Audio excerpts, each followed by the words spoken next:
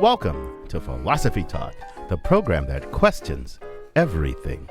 Except your intelligence. I'm John Perry. And I'm Ken Taylor. We're coming to you from the studios of 91.7 KALW, San Francisco's oldest, coolest, most innovative public radio station. And you know, it's also the second oldest FM station in the United States. Did you know that, Ken? I just found that out this weekend. That's really cool. And we're continuing conversations that begin at Philosopher's Corner on the Stanford campus just down Highway 101 from here. And from there, they migrate to the air. And from the air, they migrate to the internet and all over the world. And you can help us continue this conversation after the show by checking out our blog, theblog.philosophytalk.org. Today, Ken, we're going to talk about intergenerational obligations. As I get older, and I am getting pretty old, I'm more and more conscious about how civilization, education, culture, countries, families, everything is dependent on the fact that these limited things, people and generations, rub up against each other and pass these things on from one to the other.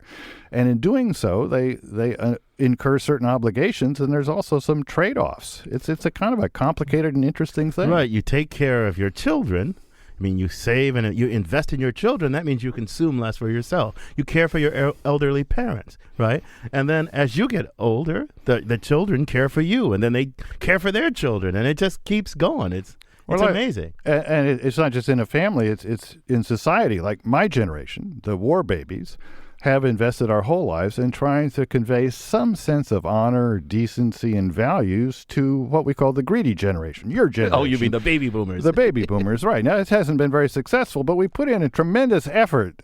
So you owe us something. Yeah, I guess we do. It's kind of like a rope, right? I mean, all these strands bound together to make this long, continuing life that goes beyond any one person's lifespan, any group of people's lifespan, and the rope keeps growing. We inherit it from our ancestors. You might think because they passed this rope to us, we owe it to them. Eastern cultures think this kind of thing. Confucian cultures, we owe it to them to continue that rope in a way that honors and respects them. And you might think we owe it to future generations not to leave them a rope that's all tangled up, Well, that raises an interesting distinction from a philosophical point of view. We've got this rope, we've got the strands in the rope, each is a limited, finite length. Some of them actually rub up against each other, and others are far down the rope in one direction or another. They never overlap.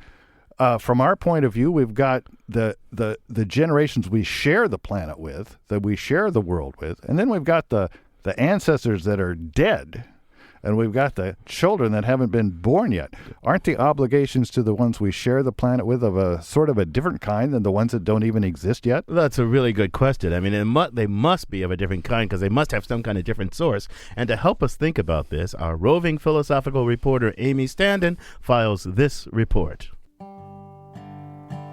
We won't personally know our great-great-great-grandchildren. So why do we care what happens to them?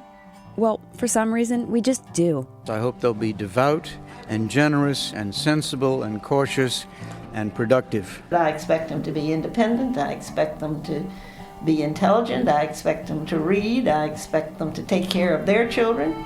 I expect them to be good to their wives. Absolute honesty. No subterfuge.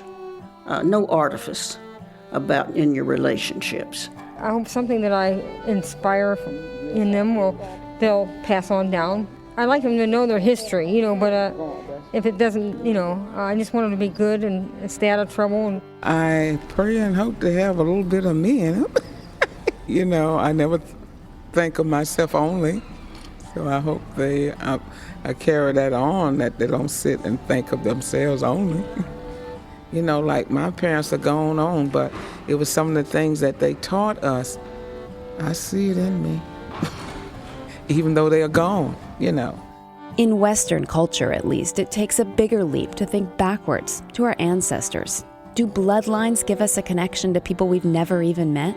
If so, do we owe them anything? No, I don't think you have an obligation. I think that if they're the kind of people that you respect, then you respect them. I think the family ties in the Orient is little different. It is not loosely knit ties as I perceive in the West. We are knit together.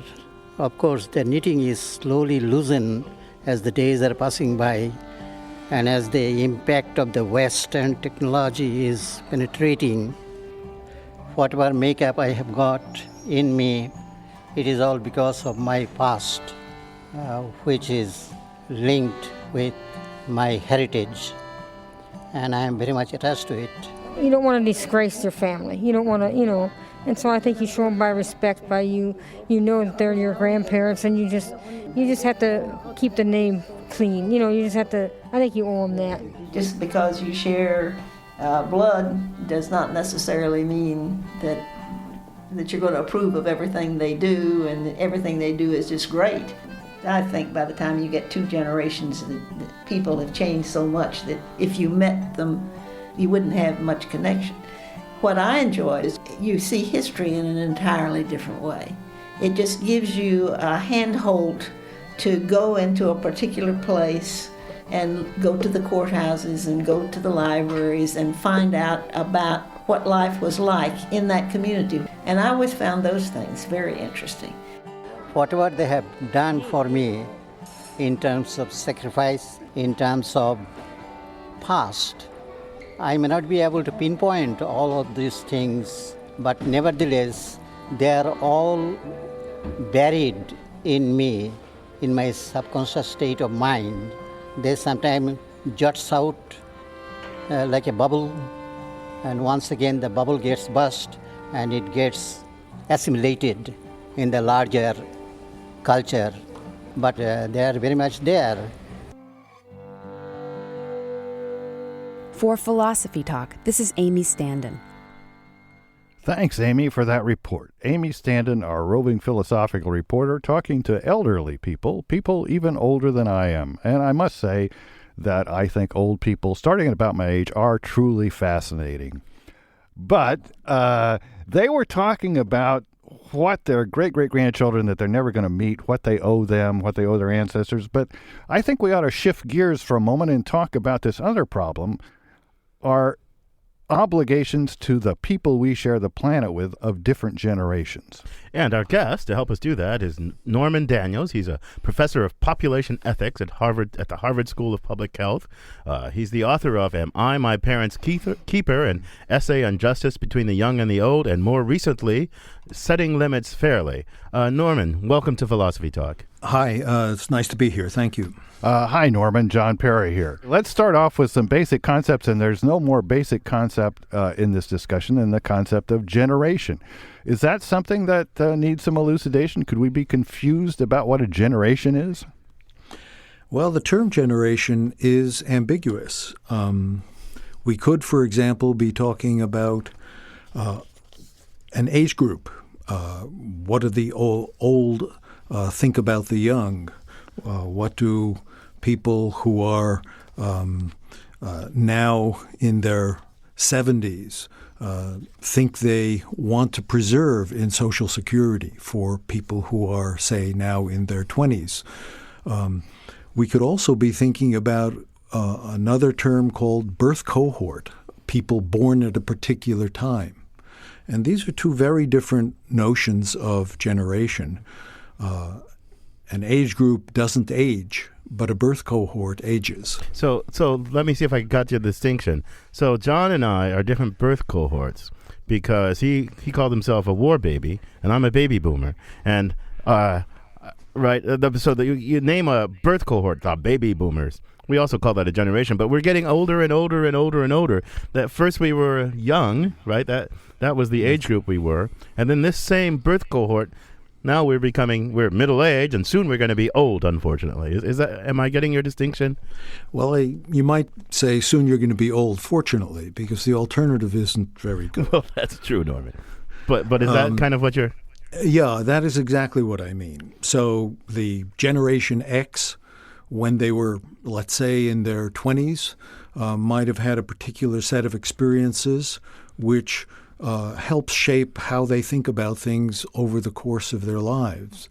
But it could also be that when they're in their 50s, they will behave a lot more like other groups that are in their 50s for various reasons. Well, let me see if it seems to me then that our basic ethical principles would have to do with generations not in a cohort sense, but in the other sense. That is, we'd say, well, what do the old owe to the young? What do the young owe to the old? As opposed to what do the baby boomers owe, I suppose it's considerable, to the war babies? No, don't you think? I'm not sure. I don't want to answer for you, Norman. But it seems to me there's two questions there, and they're both ethical questions. What does this birth cohort owe to that birth cohort? What do the old owe to the young? They're both those questions. Am I wrong about that? I think there are two separate questions about justice or fairness between generations. The question that's often raised about age bias in a system really is a question about age groups. Are we discriminating against the elderly if we deny them certain jobs or if we give them certain privileges? Are we favoring them in a certain way? One could suggest that, for example, the elderly used to unfortunately enjoy poverty, but now as a result of social programs, we've managed to elevate the elderly out of poverty, and this is a great accomplishment in our society. So that's a comment about age groups. On the other hand, the kind of issue that, for example, is very much at the core of the current debate about Social Security in this country is in part a question about birth cohorts. Do the people who are in young birth cohorts now think that Social Security will be there for them when they're older? And the attempt to talk about privatizing Social Security is an attempt to perhaps play on that fear of the young. You said that these are two separate questions, and I see your point.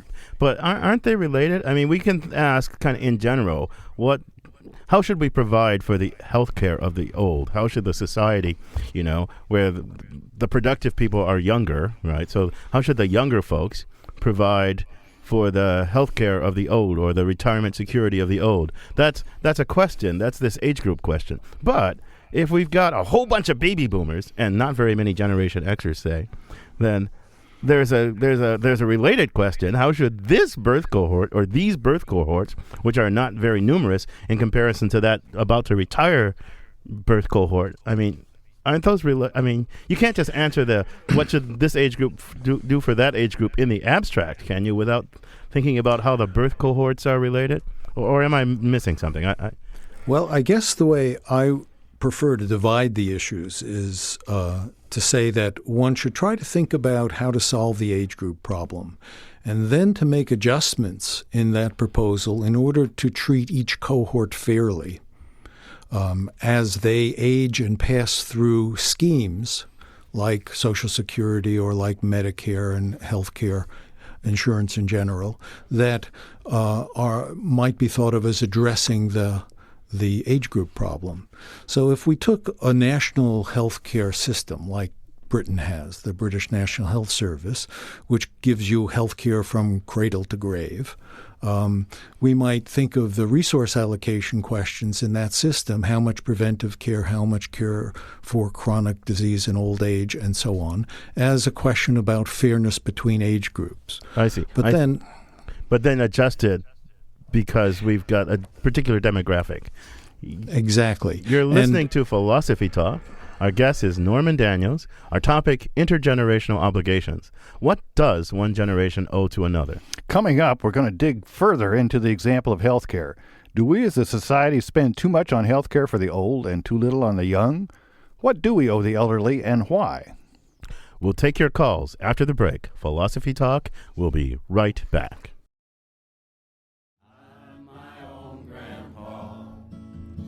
I'm my own grandpa. It sounds funny, I know, but it really is so. For I'm my own grandpa. Willie Nelson with I'm My Own Grandpa. I'm John Perry. I have 10 grandchildren. Last time I checked, I wasn't any of them. And I'm Ken Taylor. We're discussing intergenerational obligations. Now, the Bible says, honor thy mother and thy father, but it never says at what cost. How much should younger generations be willing to sacrifice to provide for the financial security or health care of older generations? Join us and tell us what you think. The number is 415-841-4134. That's 415-841-4134. Outside the Bay Area, call toll-free at 1-800-525-9917.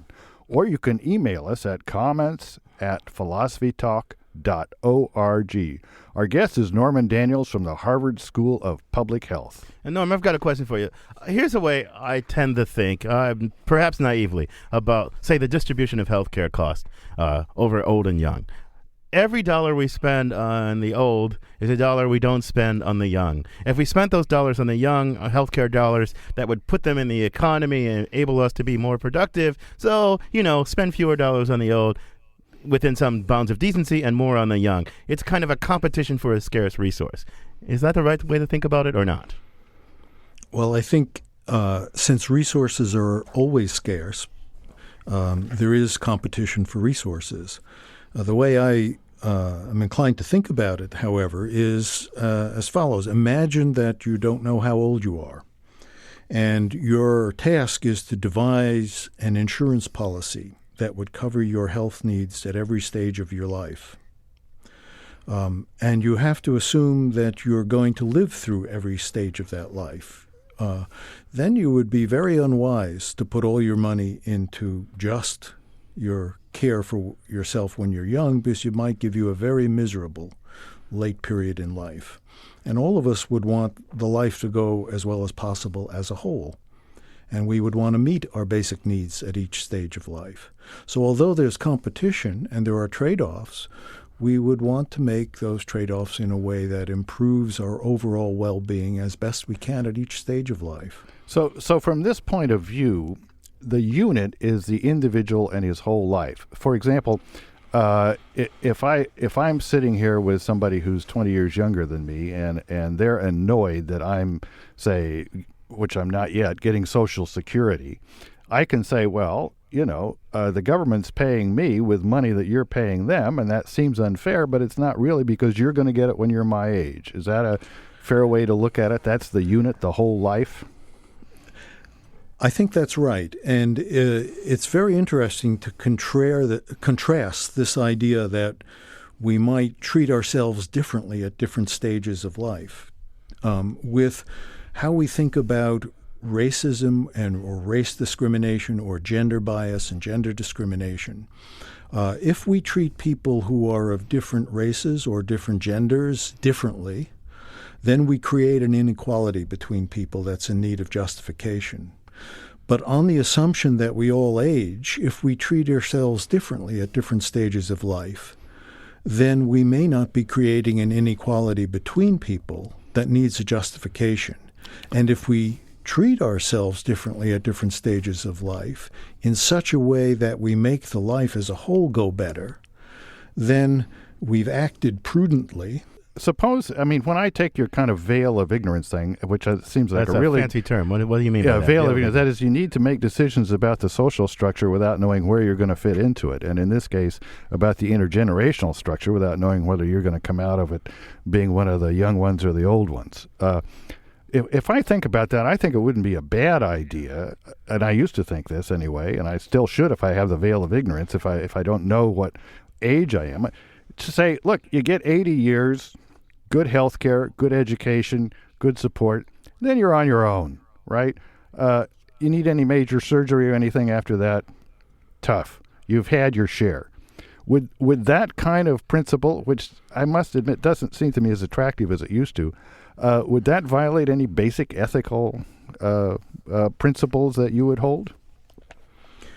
I think under some conditions of scarcity, it might be justifiable to give some preference to the young for access to certain resources. But I don't think that's how we should think about the overall allocation over the lifespan, because we, in fact, want ourselves to be doing well at each stage of life. And if the assumption is that we're going to be living on past normal life expectancy, let's say at 75, and that more and more people will be living into that period of life over 75, we want to make sure that our life as a whole goes well. Our life as a whole going well. That seems like an important thing, right? and we want our life as a whole to go well. I'm not quite sure how this gets us to intergenerational obligation. There's a step I'm kind of missing. Okay, here I am planning for my life. I say sometimes my young self is going to have to sacrifice so that I can live better as an old person. So I'm going to save for my retirement. I'm not going to just consume all the resources that I have now, right? I'm going to invest in my education right now instead of going out and partying. So I delay my gratification. I think about my life as a whole. That seems reasonable. I don't quite understand the connection between that and the problem about intergenerational obligations and equity and all that. I think I just missed a step. Well, I think the issue here is how do we think about this question of fairness between age groups? If we accept the idea that we're all going to age and what we want is a social scheme that facilitates resource transfers across the lifespan in a way that meets age-relative needs, then we should think of that as a model for what fair treatment is between age groups. So indeed, most of us, although we may make a decision, say, to go to school and so on, most of the resources we get when we're young come from older people. We've got some email, but we've got some phone lines still open. 415-841-4134. Tell us what you think about the obligations of the young to the old to the young, or what you think of the current proposals for Social Security and whether they're fair. Here's an email question. In America, women are having their first child later and later in life. Does this widening gap impact the way families perceive their obligations to one another? For example, will the newborn of a 45-year-old woman have a different understanding of familiar obligation than the newborn of a 20-year-old woman? That's from Pete in San Francisco. What do you think, Ken? I'm not sure what the question is. I mean, because the newborn of the 45-year-old is further away in time than the 20-year-old, and they have different generational relationships or something like that. And so it's not clear that philosophically the obligation would be any different, but I think the perception might be quite a bit different. I mean, I got to know my parents when they were pretty young by my current standards, and that's really becoming fairly rare. There is this phenomenon that you've written about a fair amount. Societies around the world are aging, right? This goes back to your birth cohort problem, right? America's getting older, China's getting older, everywhere's getting older. I mean, how does that affect this whole business?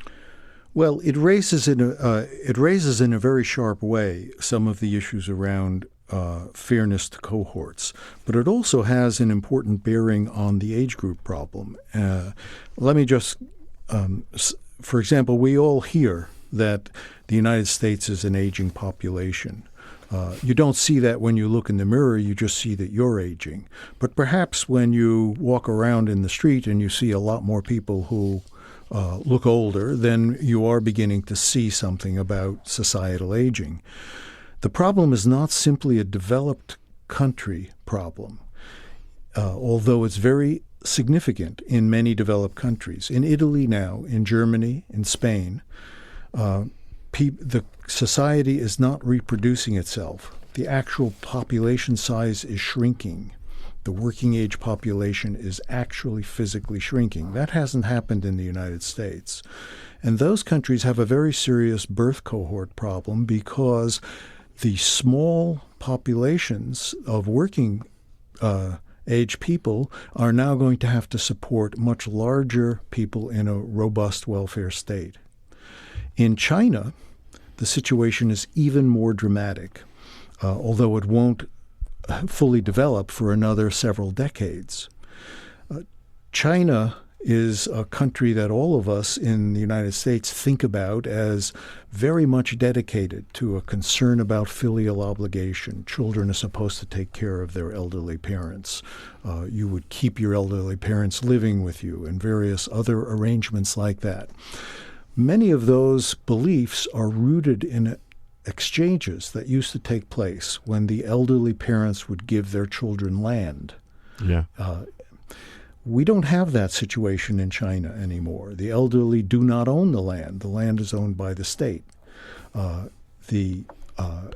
many of the structures that support those kinds of obligations across within families and across generations have eroded. This makes me wonder, this is a question for you and for our listeners, Call 415-841-4134. 415-841-4134. Weigh in. What do you think we owe to older generations, younger generations, generations yet to come? And if you're outside the Bay Area, 1-800-525-9917. We've got email from Fred in Alameda, and he says, I'm a young person, I'm 25 years old, and I don't think I owe anything to the old generations that I hear on this radio show. You guys have completely screwed up the planet, and the sooner you get off and let us have it, the better. What do you think of that? Yeah, how do you combat that argument? Well, I mean, how do you show to a skeptic that you do owe something to older generations? I mean, it's kind of like, let me just, it's kind of like this farmer thing, right? Suppose you and I are farmers, and we each got a field, and we can't plow it alone, right? I say to you, I'll help you plow your field if you help me plow my field. Now you go first. You help me plow my field, and my field's plowed. Now, why do I have to go and plow your field? I mean, we left the earth for this guy, this young guy. We gave him a good upbringing, but we did our thing. Why does he owe us anything back? These guys calling from Alameda. He's gone to California schools. We didn't give him a very good upbringing. I mean, your generation mainly just use it all for themselves. So what do you think, Norman? We got a little bit of a skeptic there. How do we convince the skeptic? Well, I think one also has to distinguish generational differences from class differences that show up within every generation.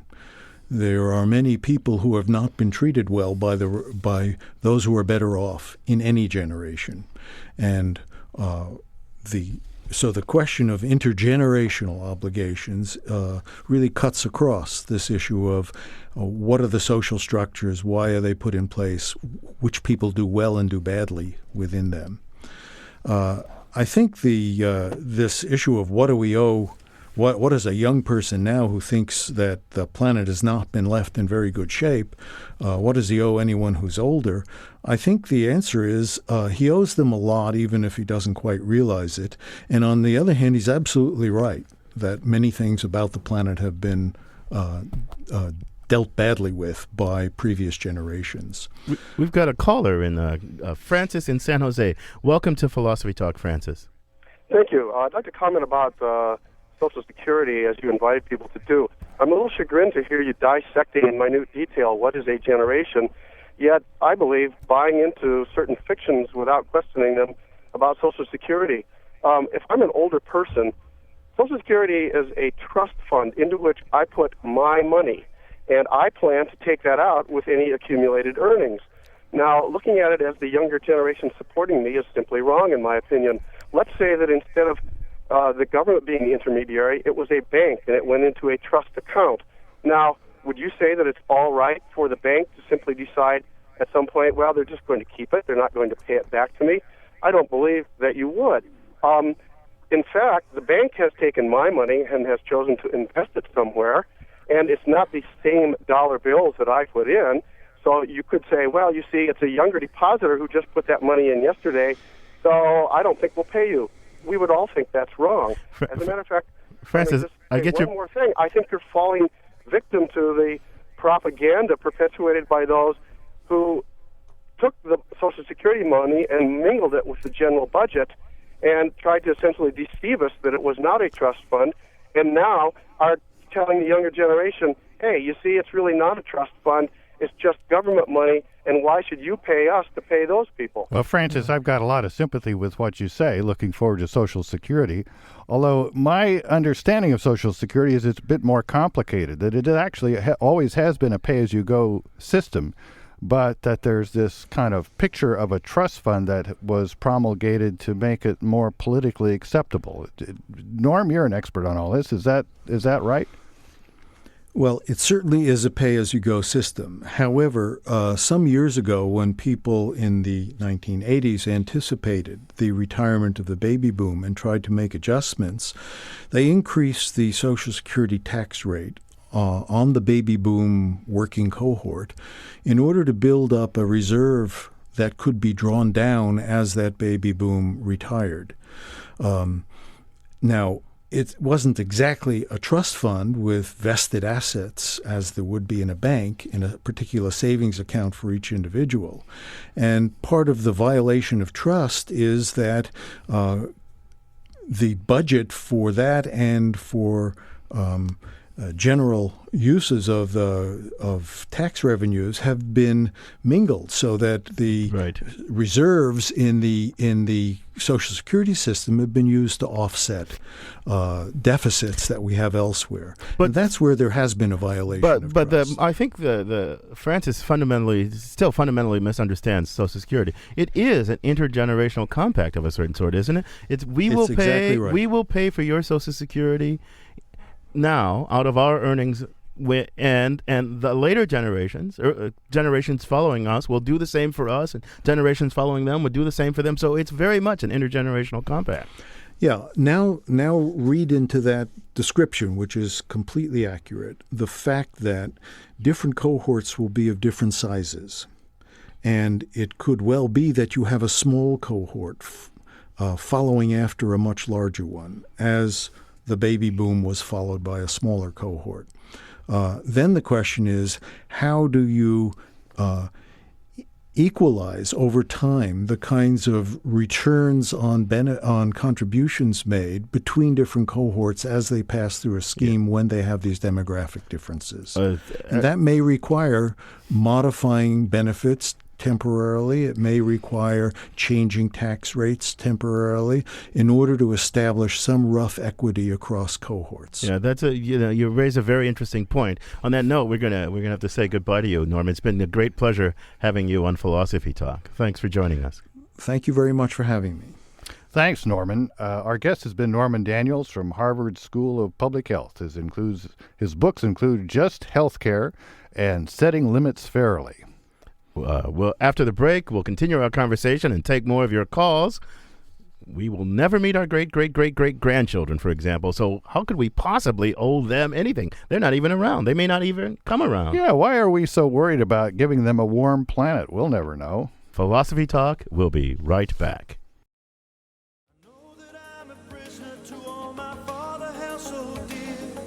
I know that I'm a hostage to all his hopes and fears. I just wish I could have told him in the living years. Mike and the Mechanics with the Living Years. I'm John Perry. This is Philosophy Talk, the program that questions everything, including your musical taste. But not your intelligence. I'm Ken Taylor. We're talking about intergenerational obligations. What, for example, do we owe to our ancestors? Many Americans probably don't think we owe anything, but Confucian cultures do. What about our descendants?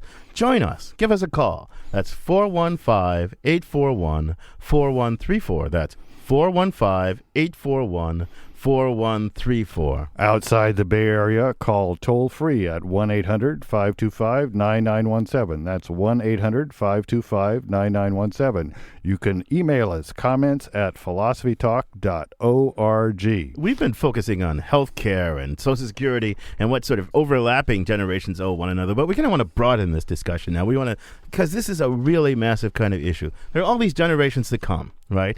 What do we owe them? But the question about that, John, is that there aren't any particular people there to owe anything. I mean, I could owe you something, but how can I owe some vague unborn somebody something or other, right? And how could I owe my ancestors anything? Isn't that crazy? I mean, they're dead and gone. I can't do any harm to them, so how could I owe them anything? Well, you know, it's interesting. We have a feeling of obligation towards our ancestors. I have a feeling of obligation towards my parents who are dead, to visit their graves and think about them, to preserve the photographs and some of the keepsakes they gave me. I'd feel really bad if I didn't do those things.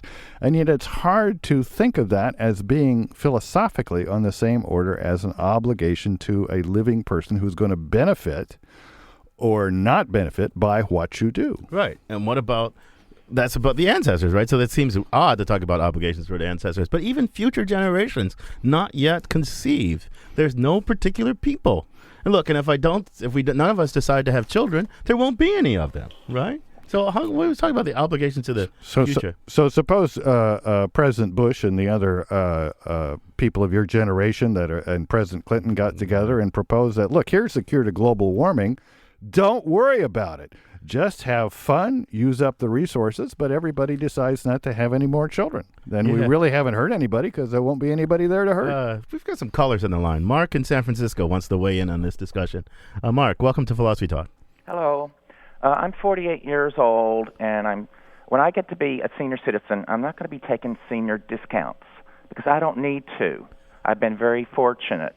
I'm a multimillionaire, self-made, but I didn't get this way because I grew up at a time when you could buy houses for nothing, and then inflation made them worth a fortune. There's too many entitlements. You read the newspaper, they never say poor seniors. They just say seniors. In this town, seniors are treated as if all of them are poor. And in fact, many, many of them are multimillionaires, and they're the biggest cheapskates in the world. But when it comes time to their children, then they're really generous. So all this benefits for seniors, most of the time it's going to their children. They won't pay anything to go to a classical music concert or anything. They want to pay $2, but then they'll take out multi-$100,000 loans on their multi-million-dollar homes to help their children. Mark, I think you've got a really good point. I do admit that I'm 62 now, and I sometimes get the senior citizens discount at the movies, and I do take it. But again, I'm not a multimillionaire. But there was this death tax thing a couple of years ago, and I say kudos to the few multimillionaires like Warren Buffett and Bill Gates who said, we benefited from this country. We should give something back. Join this conversation by calling 415-841-4134. That's 415-841-4134. Or if you're outside the Bay Area, you can dial 1-800-525-9917. John and I are going to just have some back and forth here and with you and the callers, and we're going to have a good time expanding the range of issues here. But about the senior citizens, first of all, I think you overestimate how many rich senior citizens there are, because you know what? There aren't that many rich people really in the country at large. I mean, I can't remember. The income inequality in this country is astounding, and the wealth is getting concentrated in the hands of a few. It's true that seniors are a lot less poor than they were in previous days. But you know what, Mark? That's one of our great social achievements.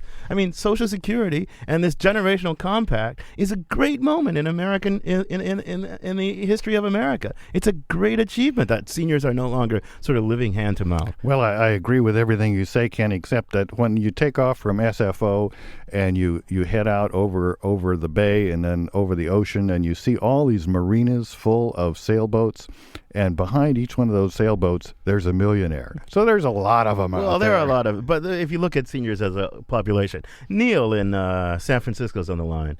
Welcome to Philosophy Talk, Neil. Yeah. Correct me if I'm wrong, but your last caller, I just think that he was really greedy. Who cares if he's a multimillionaire? He does, obviously. There are still senior citizens out there, people with disabilities, and the thing is, this is not just a young society. Like, I get so sick of the young people. It's like, get yours now, instant motivation, instant satisfaction, and the thing is the way the world is going to go.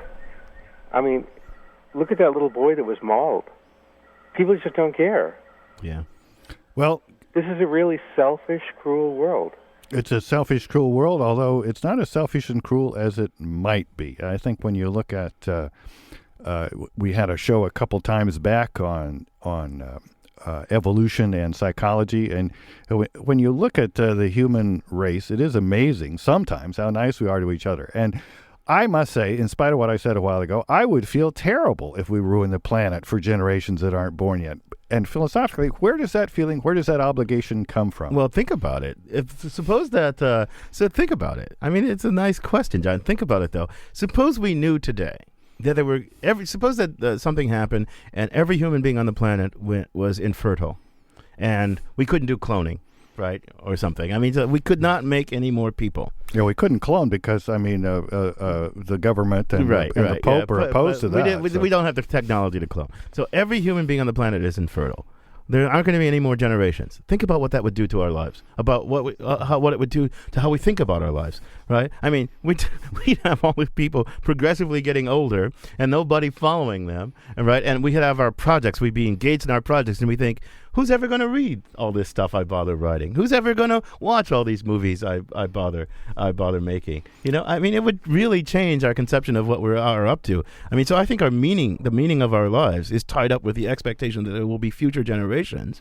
And once we expect there to be future generations, we feel certain obligations to them. Ken, I think that's a great and profound point. In other words, we do get something from future generations even though they don't exist. It might be hard philosophically to explain the whole thing since they don't cause anything, but the thought of them being out there gives our lives a good deal of meaning. Our children give our lives meaning, but also their children and their children. It's that rope meaning thing. Is a tremendously important part of human life. It's that rope thing. We do conceive of our lives as bound up with the lives of others who have passed before us and who will come after us and who are gradually replacing us. I mean, there's the nearby strands and the distant. We think of our lives as bound up with, and that's where all these obligations come from, are being bound up in the rope of life. We're not even mentioning the fact that if everybody was infertile, then the birth control companies in Palo Alto would go out of business, and where would Stanford be? Yeah, and where would our multimillionaire guy be? Join our discussion. Call 415-841-4134. That's 415-841-4134. Or if you're outside the Bay Area, you can dial 1-800-525-9917. This is your chance to nail John Perry on some point, because, he's always getting off easy by me. Now, Ken, another issue that comes up that was kind of taken for granted in our conversations with Norman Daniels is the idea of a single human being being the unit that we think about. We can ask not only what are my obligations to my children and my parents, but what are my obligations to my later self? Do I really have any? Yeah. Do I have obligations to my earlier self? Can I let my earlier self down, or is that a crazy point of view? No, it's not a crazy point of view. I mean, sure, I have obligations. That's one of the signs of mature wisdom, when you come to know that you are going to be a person whose life goes on, right? When you're a teenager, you think, my life's, and changes. When you're a teenager, you think, my life's going to go on like this. I'm going to be invulnerable. I'm going to be impetuous. I'm going to be this, that. I'm not going to, but at some point you realize, oh my God, I'm going to be a mature adult. I'm going to be in a stage of decline, and I have to provide for. Now, our one caller who said all these greedy seniors would probably say, you know what you should do? That's what you should do. You should think about your life, and you should plan for your own life. So you should plan for your stages of decline right now when you're young. So you should save so that when you get old, you can afford a nursing home, but you shouldn't ask anybody else to subsidize that. Let me share an interesting email that comes from Guillermo. The bond between generations is not only the means that one generation has over the other to pay for hospital bills or other commodities, but rather it is the knowledge that one generation shares with the other that allows that for continued growth and understanding, thus making it not a task or a burden to associate or assist the other generation, but a joy and a blessing to know where we come from and where we may be going. Now, I must say, I've got 3 children, 10 grandchildren. I didn't set out to have a big family, but it is a source of great joy.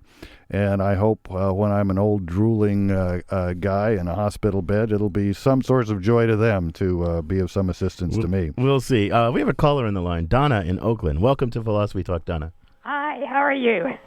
Thanks for taking my call. My comment is just that we have an obligation to the human race, not just to our own descendants.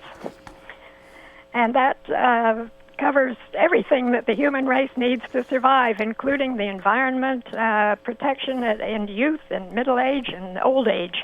Well, that's true, Donna. I think you're right. We have an obligation to the human race. But, the human race, because the human race is arrayed in this rope that we were talking about, some human beings are dead and gone, some share the earth with us, and some will come about. So we have different obligations to them as a function of where they are on the rope, right? So it's not just we have the same obligations to all humans. I mean, the rope really, John's rope metaphor is so beautiful. That's why I keep returning to it. So Ken, what did we learn today? We learned that this is a complicated set of questions. It's a huge set of questions. We could do a ton of shows. Who would have thought the concept of a generation would turn out to be philosophically rich and interesting? I mean, we learned that the future, we didn't think much about obligations of future generation. That's really a philosophically puzzling one. I really think so, because they don't exist. How can you have, and they're not anybody in particular. right? Because we could decide to have kids. I could decide to have 2 kids or 3 kids or 4 kids. I think you've got the right angle on that, though. That the fact that future generations give our lives meaning is probably the source of these feelings we have about the importance of the continuity of human life and life in general on the planet. It might be hard to explain those feelings from, say, a strictly utilitarian point of view, since the people that will be affected don't exist yet. Yeah. But, you can continue this conversation by visiting our blog, theblog.philosophytalk.org, where our motto is Cogito Ergo Blog. With the last word on the intergenerational obligations, Ian Scholes, the 60-second philosopher. Ian Scholes. We like to think of our families in terms of family values. That is a unit to be protected. We should perhaps remember that if a family can be represented as dad, say, playing baseball with his son, or mom helping daughter with her homework, the ancients sometimes took a darker view. Plutarch wrote about sacrifices to the gods in Carthage. The Carthaginians, quote, offered up their own children, and those who had no children would buy little ones from poor people and cut their throats as if they were so many lambs or young birds. Meanwhile, the mother stood by without a tear or moan, unquote. The ancient Greeks thought nothing of leaving baby girls on rocks to starve to death. Then there's poor Oedipus, who thought he was a good family man until the gods started messing with his family values. Zeus himself, you might recall, when he was born, was going to be eaten by his father, Titan Cronus, but he was hidden by his mother, and he grew up to defeat his tyrant father and rule the heavens and earth. And there was Abraham, perfectly willing to sacrifice his beloved son Isaac at the request of God, the Father. King Lear was certainly ill-served by his daughters, and himself ill-served the daughter most devoted to him. Arthur Miller's Death of a Salesman shows, among other things, the disintegration of respect of son for father, not to mention the troubled relationship between Luke Skywalker and his papa. In philosophy, the family was largely taken for granted until the 19th century, when it became just another player in the Marxist historical drama.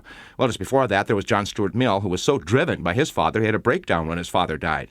Thank goodness Freud came along in the 20th century, putting tortured fathers and mothers into our subconscious, where they, in turn, torture us. This is all a far cry from the Eastern views of family, where the Confucian concept of filial piety holds sway, in which honor to one's parents is the root of all virtue. But even if we in the West were to suddenly rise up and embrace those beliefs wholeheartedly, what does honor thy father and thy mother mean if you're adopted, or if you're a clone, or if your parents were miserable human beings who don't deserve your respect?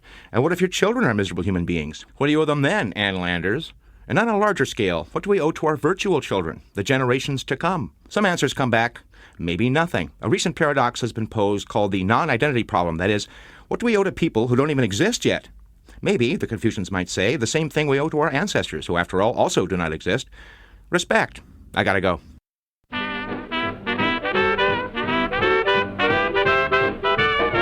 Wow, Ken, my head is dizzy from 60 seconds of rapid-fire philosophy. If your head is dizzy, that means you've got a conundrum in your mind, and we can solve it for you, can't we, John? Yes.